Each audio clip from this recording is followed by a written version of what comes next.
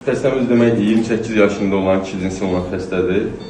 Demək 22 yaşında ailə həyatı qurubdur. Təəssüflər olsun ki, ata ola bilməyibdir.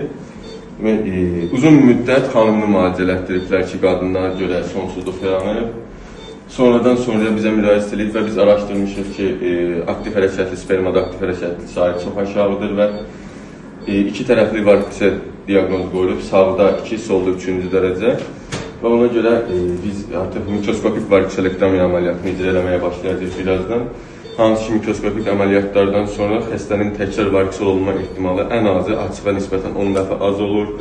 Hidrosel dediyimiz xayya suyu yığılma ehtimalı daha az olur. Sperma daşıyan kanalı qoruma şansımız çox olur. Arteriyanı, testisi qidalandıran arteriyanı qoruma şansımız daha çox olur və xəstənin ən önəmlisi kəsiyi çox balaca olur. Qısa 20 dəqiqəlik bir əməliyyat, iki tərəfli olduğu üçün 40 dəqiqə ortalama düşəcək və xəstə bir günlük yatış müddəti var, səhərsi gün evə yazılır.